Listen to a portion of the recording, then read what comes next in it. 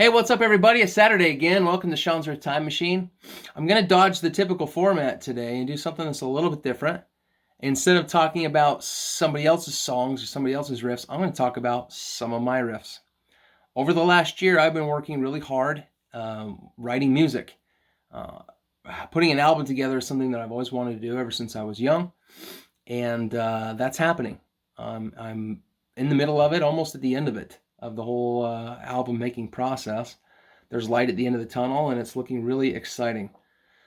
And although I know exactly where this music is going to stay and my expectations are in check, it's been a lot of fun to bring this to fruition. So just a little bit of background. I probably talked a little bit about this stuff in the past, but I started playing when I was about 15 or 16. I wasn't very good, but loved to play.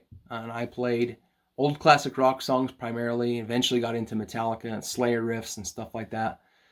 And then I went on my mission, my church mission, and I was gone for 2 years and didn't play at all, really, until I got back.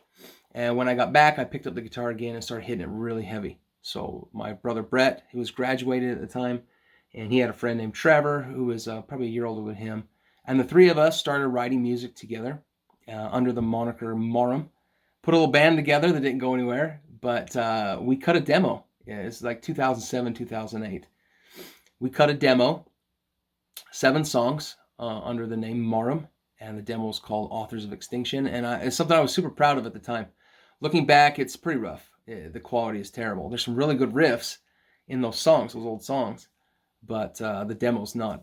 It's nothing to be super excited about.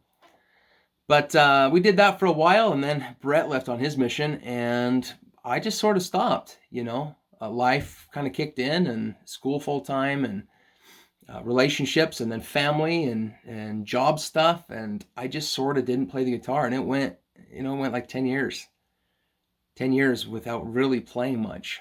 And then last year when the world was on fire, I'd actually had the bug a little bit up before then, but I decided to get back into it and got a few pieces of important equipment in order to start capturing my own ideas and songs. So I've been writing songs like almost nonstop for the past calendar year. And so I'm in the process right now of finishing that up. 9 songs on an album. And it's exciting. I see light at the end of the tunnel. They're being professionally mixed as we speak. I've got album artwork and a title and plans to make music available. So I want to talk about some of the riffs that are in the songs that are going to be on this album coming up. Cool riffs to me, things that were important. Now the first one I'm going to talk about is from a song called The Veil.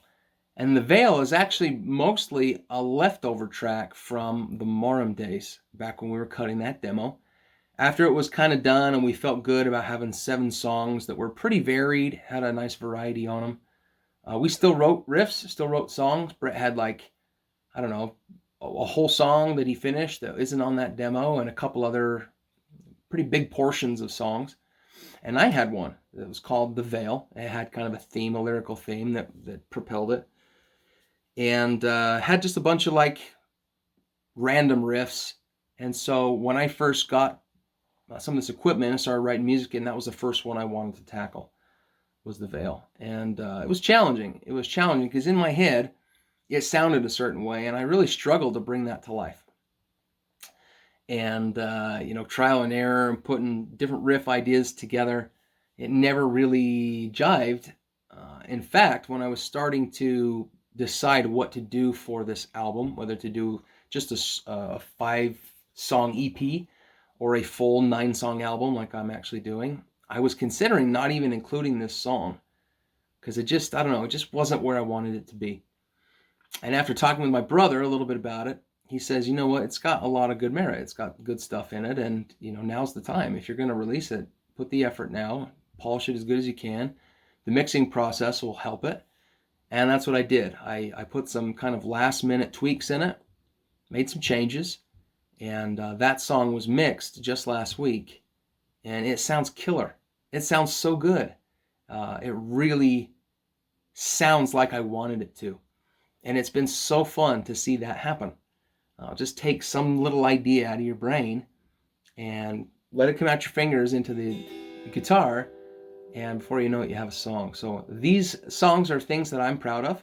They're kind of a snapshot in time, and I believe my playing and writing will improve as it goes on. But this right here, the veil opens with this really nice string, like ensemble intro, which it was always meant to. It was always meant to be kind of synth, stringy arrangement thing. And then it has a pretty big impact when the song kicks in. And so that's the place I'm going to start. I'm going to start right where the guitar starts and play a couple of the riffs that kind of lead into the verse of the song. This will be available on the album that I'm doing. You guys have heard the demo in the past. I've posted it. I've since removed the demos because the next time people hear it, I want it to be at its best. So wait, watch. The album's coming. I'll talk more about it later. This is The Veil.